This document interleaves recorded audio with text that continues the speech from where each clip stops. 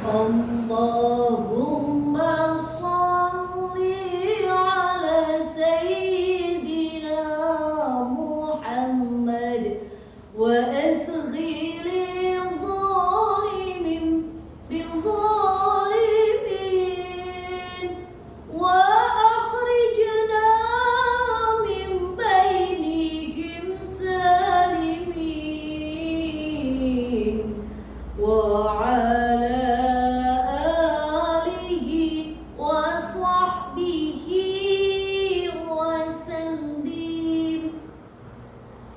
Duh Gusti Allah kawula nyuwun ingkang sami mirsani panjangkan umur kangge ibadah sujud lan syukur donya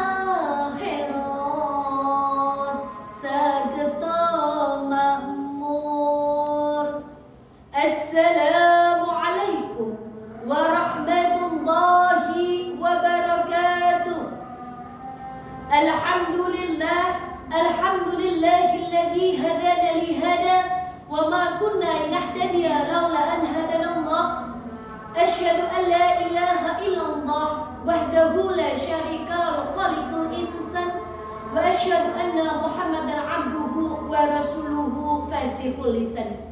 Allahumma salli wa sallim wa barik ala sayyidina nabi akhir zaman sayyidina wa maulana Muhammad wa ala alihi wa ashabihi wa man tabi'ahu min ummati khairil anam.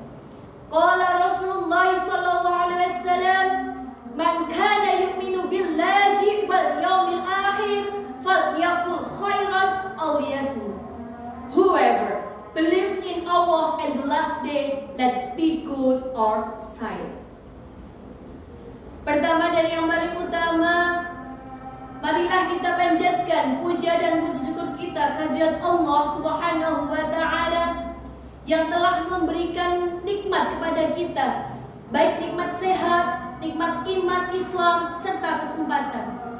Kedua kalinya, Allahumma sholli ala Sayyidina Muhammad. Salawat serta salam kita sanjungkan kepada Nabiina Baginda Rasulullah sallallahu alaihi wasallam yang insya Allah akan memberikan syafaatnya besok di Yaumul Qiyamah. Amin Allahumma amin. Di dalam kitab Fadailul A'mal disebutkan bahwa afdal a'mali as-salatu li waqtiha birrul walidain wal jihad. Bahwa keutamaan amal itu ada 3. Yang pertama, as-salatu li waqtiha. Salat tepat pada waktunya. Salat merupakan tiang agama. As-salatu imaduddin. Ibaratnya bangunan, salat itu adalah tiangnya. Ketika mendirikan bangunan, dia bisa berdiri kokoh tanpa atap. Tetapi bangunan itu tidak akan berdiri kokoh tanpa adanya yang namanya tiang. Sehingga tiang itu menjadi pondasi yang sangat kuat dalam mendirikan sebuah bangunan. Apalagi dalam kehidupan kita, ketika kita ingin memperbaiki hidup, dimulai dari mana? Yaitu dari memperbaiki sholat. Karena besok di Yaumul Qiyamah yang akan ditanya pertama kali adalah sholat. Ketika sholatnya baik, maka dianggap baik seluruh amalnya. Tetapi ketika sholatnya buruk, maka dianggap buruk seluruh amalnya. Apalagi sholat itu ditambah dengan berjamaah, maka menambahkan pahala itu. Sholatlah sebelum kamu disolatkan. Sholat itu penting, bukan yang penting sholat. Apalagi kalau sholat itu berjamaah, maka akan menambah pahalanya menjadi 27 derajat. Bahkan beliau mengibaratkan, kalau dikasih pilihan 1 juta sama uang 27 juta, kamu pilih yang mana? Kalau saya jelas pilih 27 juta. Itu mengibaratkan betapa pentingnya sholat sholat berjamaah. Sehingga ketika kita bisa memperbaiki sholat, dimulai dari sholat berjamaah, itu bisa memperbaiki hidup kita. Karena kunci kesuksesan adalah kita memperbaiki sholat kita. Kemudian yang kedua, keutamaan amalnya yaitu berbakti kepada kedua orang tua. Orang tua telah melahirkan kita dengan susah payah. Bahkan kita dilarang sama Allah untuk bilang aja kepada kedua orang tua kita. Ketika orang tua masih ada, kita wajib berbakti kepada kedua orang tua kita. Jangan sampai kita menjadi anak yang durhaka kepada orang tua. Tidak hanya di akhirat, ganjaran bagi orang yang durhaka itu adalah ganjaran diberikan di dunia ini. Makanya ketika kita masih punya orang tua, berarti kita masih ada surga di sekeliling kita.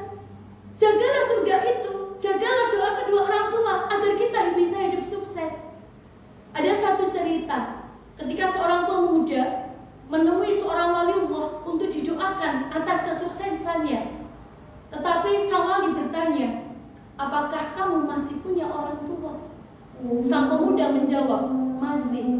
Pergilah kepada orang tuamu, karena doa orang tuamu itulah yang ijabah untuk kebaikanmu di masa sekarang dan masa yang akan datang. Ridhollahi fi ridhol walidain.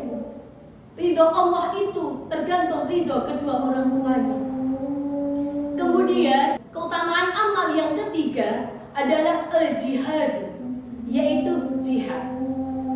Di zaman Rasulullah, jihad adalah dengan berperang, jihad dengan membela agama Islam.